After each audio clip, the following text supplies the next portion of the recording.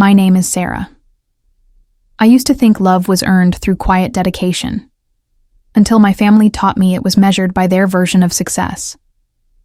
I was 17 when I realized I had become invisible in my own home.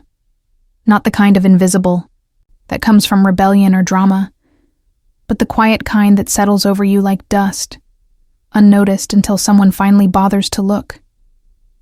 I wasn't the golden child who brought home trophies and acceptance letters.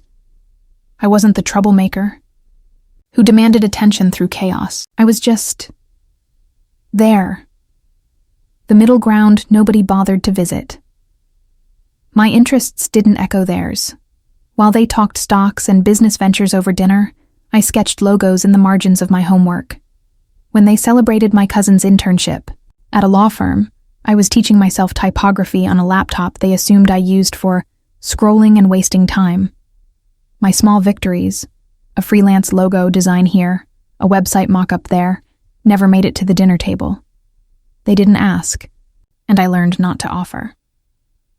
The turning point came during what should have been a celebration. My cousin Emma had just gotten accepted into Wharton's MBA program, and the whole family gathered at our house for dinner. The dining room buzzed with congratulations and plans for her future. I sat at the corner of the table, pushing food around, my plate, listening to my father paint grand pictures of Emma's trajectory. "You see what happens when someone actually follows through on their potential?" he said, raising his wine glass toward Emma. His eyes swept the table, landing on me for just a moment before moving on. "Some people are just built for bigger things." I nodded and smiled, the way I always did. That night, I cried in the shower, water masking everything, the way it had 1,000 times before. But something was different this time. The tears felt final, like they were washing away more than just the day's disappointment. Before we continue, drop a comment. Where are you watching this from, and what time is it there? I'd love to know how far this story is reaching, because what happened next changed everything about how I see family and loyalty. I stopped showing them my work after that dinner. The sketches stayed in my room. The freelance projects became my secret. When my laptop became an extension of my hands, they saw it as further proof of my lack of direction. "More computer time," my mother would sigh, not knowing I was building brand identities for small businesses, learning software that would later become my lifeline. The emotional distance grew like a slow leak. Conversations became functional, polite, the kind of careful language you use with acquaintances. I remember overhearing my mother on the phone with my aunt one afternoon. I was coming down the stairs when her words stopped me cold. "Sarah's sweet, but she's not exceptional. We've done what we could with her." That sentence folded me in, half. I stood frozen on the staircase, listening to her continue. "Emma has that drive, you know? That hunger for success. Sarah seems content to just exist." I crept back upstairs, each step heavier than the last. That night I started a journal, not for memories but for plans. If they saw me as ordinary, I would use that invisibility as camouflage. While they looked past me, I would build something they couldn't ignore, but I wouldn't build it for them anymore. 2 years passed in that strange twilight between belonging and exile. I had moved out for college, but the distance wasn't just physical. Phone calls became shorter, visits more infrequent. They didn't ask about my classes or my life, and I stopped volunteering information. When I came home for holidays, I felt like a guest in my own childhood bedroom. During those 2 years, something remarkable happened in the quiet spaces they never bothered to explore. I had clients, real ones, small businesses who trusted me, with their visual identity, their first impressions. Their dreams translated into logos and color schemes. I made mistakes, failed spectacularly on some projects, learned from every stumble. All of it happened in the dark, unseen, uncelebrated, but growing stronger with each iteration. My portfolio expanded. My reputation in the design community grew through referrals and word of mouth. I developed a signature style, clean lines with unexpected touches, colors that felt both professional and warm. I created templates, built custom fonts, developed systems that other designers started to notice and respect. But at family gatherings, I was still just Sarah with her laptop, playing with colors and wasting time on the internet. The irony wasn't lost on me. The same family that saw my work as frivolous had members who struggled with their own professional identities. Emma's MBA was impressive on paper, but she had been struggling to find her footing in the startup world. Her business ideas lacked visual cohesion. Her presentations looked amateur despite her expensive education. I watched from my invisible corner as she pitched ideas that had potential but fell flat in execution.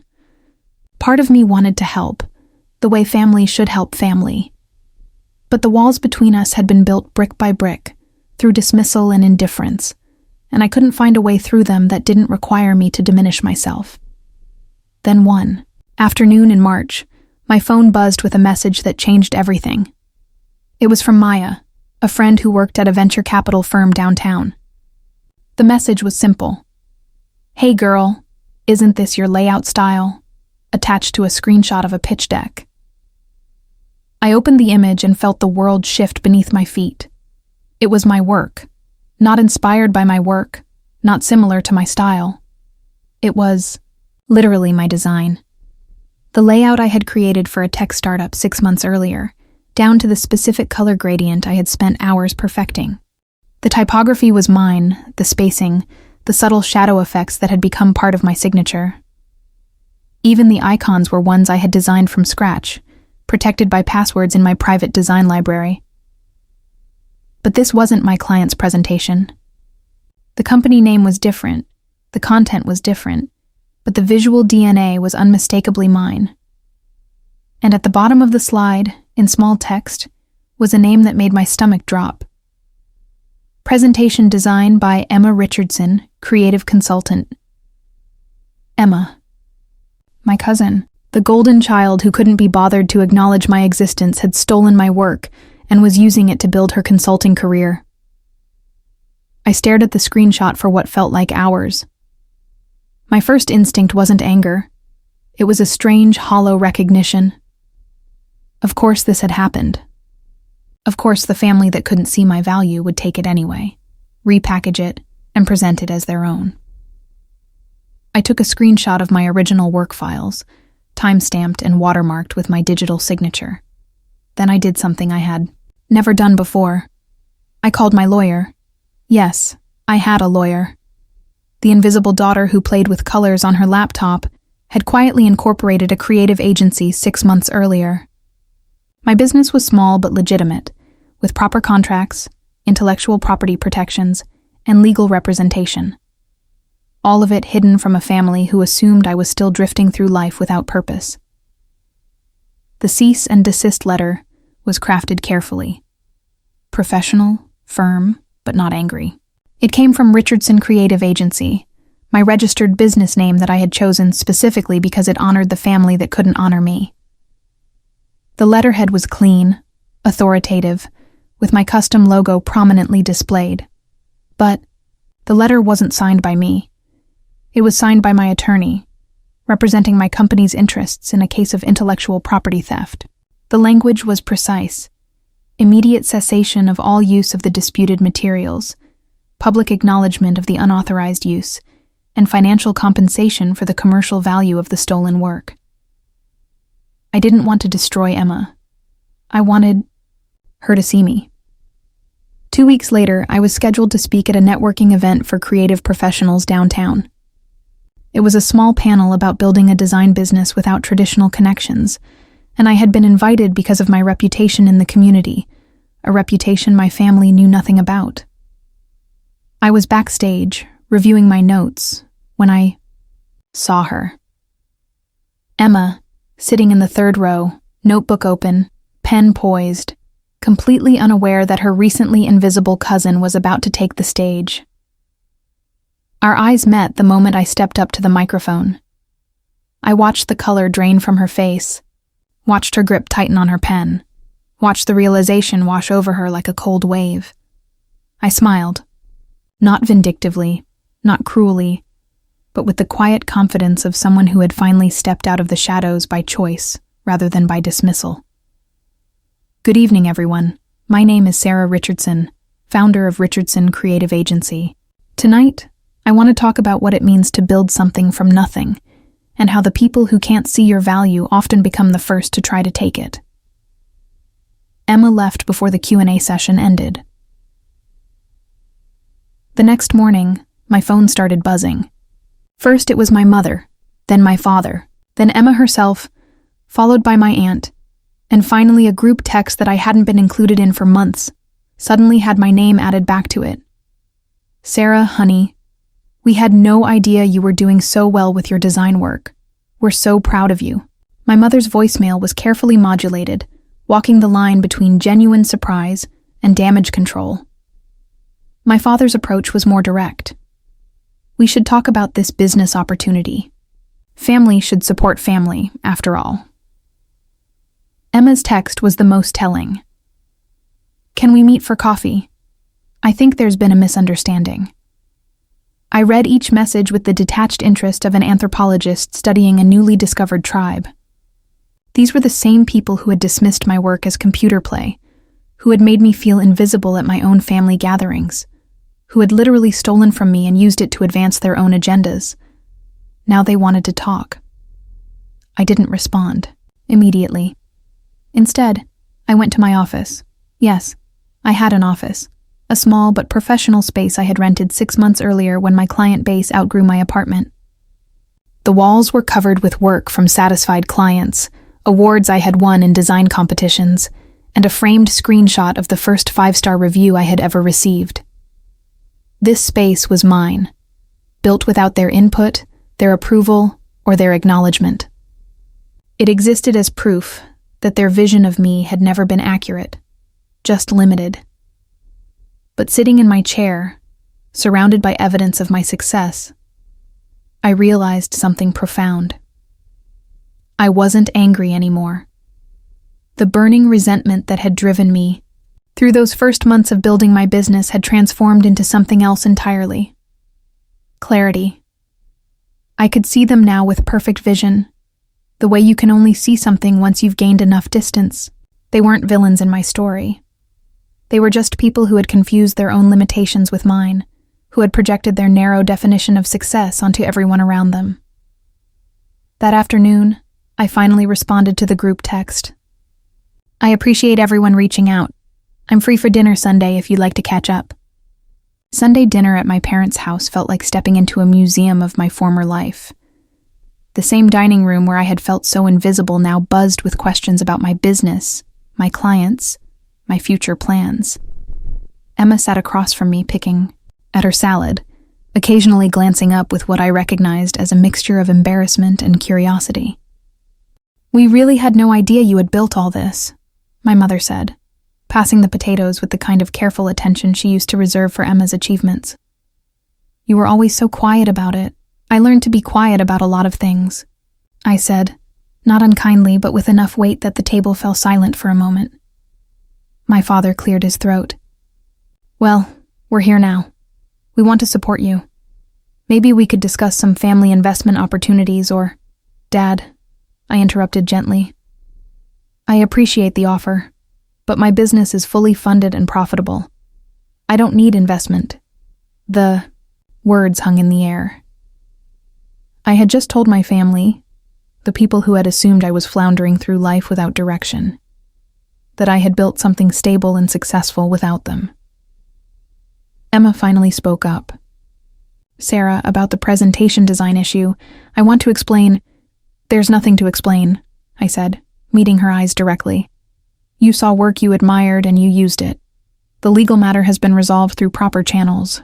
What I'm curious about is why you never thought to ask me directly. She looked down at her plate. I didn't realize it was that professional. I thought it was just, hobby stuff. There it was. The assumption that had defined my relationship with my family for years. My work wasn't real because it didn't fit their definition of legitimate success. My skills weren't valuable because they came from passion rather than a traditional path. Emma, I said carefully, I've been running a profitable design agency for over a year. I have clients in 12 states and 3 countries. I spoke at a conference last month about creative entrepreneurship. This isn't hobby stuff. This is my career. The table went quiet again. I could see them recalculating, trying to reconcile. The Sarah they thought they knew with the person sitting in front of them. My aunt broke the silence. We just want to be part of your success now. Family is family, right? And there it was, the request that I had been expecting. Now that my invisibility had been stripped away, now that my work had proven its value in ways they couldn't dismiss, they wanted back in. They wanted to be part of a story they had refused to see while it was being written. I looked around the table at faces that had once held so much power over my sense of self-worth. These people had shaped my understanding of family, of love, of acceptance. They had taught me that belonging was conditional, that love had to be earned through achievements they recognized and valued. But sitting there, financially independent and professionally respected, I realized something profound. I had outgrown their approval. You're right, I said finally. Family is family, but family is also showing up when someone needs you, celebrating their wins, even when you don't understand them, and treating each other with basic respect and interest. I paused, letting the words settle. I spent years trying to earn a place at this table. I showed you my work, tried to share my interests, hoped you would see me as more than just the invisible middle child. But you couldn't see value in anything. That didn't match your predetermined idea of success. My mother started to speak, but I held up a gentle hand. I'm not angry about it anymore. I understand now that your inability to see me wasn't actually about me. It was about the limits of your own vision. And I'm grateful for that, in a strange way, because it forced me to build something that was truly mine. I stood up from the table, my dinner barely touched, but my point fully made. I love you all. I always have. But I don't need you to see me anymore. I've learned to see myself. Emma called me 3 days later. Not through the family group text, not with our mother, mediating but directly. Her voice was small over the phone. Sarah, I know I messed up. I know sorry doesn't cover it, but I want you to know that I never meant to hurt you. I know you didn't, I said. That's what made it worse, Emma. You hurt me by accident because you literally couldn't see me clearly enough to hurt me on purpose. She was quiet for a long moment. I want to do better. I want us to do better. Then stop trying to manage the damage and start trying to build something real, I told her. Call me when you want to have a conversation about who we actually are, not who you need me to be to fix this situation. She did call again, 2 weeks later. This time, she asked about my work. Not because she needed something from me, but because she was genuinely curious about the creative process.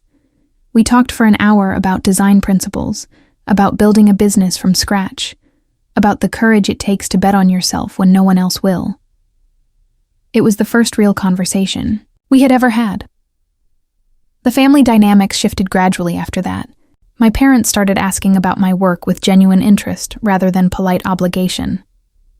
They shared my successes on social media, introduced me as our daughter, the creative entrepreneur, at their friends' parties.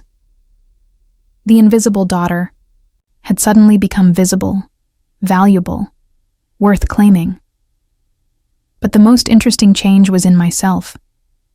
Their newfound attention didn't fill the old wounds the way I had imagined it would. Instead, it highlighted how much I had already healed in the quiet spaces of building my own life. I had learned to validate my own work, to celebrate my own victories, to see my own worth independent of their recognition. Their approval, when it finally came, felt nice, but not necessary. I had already given myself everything I had been seeking from them. 6 months later, I received an invitation that made me smile. Emma was launching her own consulting firm, legitimately this time, with her own work, her own vision, her own creative partnerships. She had hired a designer for her brand identity, someone whose style complemented her business goals rather than stealing from someone else's portfolio. At the launch party, she introduced me to her colleagues as her cousin, the creative entrepreneur, who had inspired her to build something authentic rather than borrowed. Sarah taught me that real success can't be stolen, she told a small group of startup founders. It has to be earned through your own vision, your own work, your own courage. I stood in the back of the room, watching Emma present her genuine self to the world, and felt something I hadn't expected. Pride. Not in her recognition of me, but in her recognition of herself. She had learned the same lesson I had learned, just through a different path. We had both discovered that the most sustainable success comes from building something that truly belongs to you. That night, I went home to my apartment, not the childhood bedroom where I had felt so invisible, but the space I had chosen and decorated and filled with evidence of my own growth. I opened my laptop and looked at my latest project, a complete rebrand for a nonprofit that helps young women start their own businesses. As I worked, I thought about the 17-year-old girl who had cried in the shower, feeling invisible and unworthy. I thought about the letter she would write to herself if she could see this moment. You are not invisible because you're unworthy of attention. You're invisible because you're learning to see clearly in the dark, building something real while others chase reflections. The family that once couldn't see me now regularly asks for my perspective on their projects, their goals, their creative challenges. Emma and I have become genuine friends, the kind of cousins we probably should have been all along. My parents include me in their conversations about business and success, finally understanding that success comes in many forms. But the most profound change is this: I no longer need them to see me to know I exist. I had been invisible to them, but it turns out invisibility makes the perfect vantage point.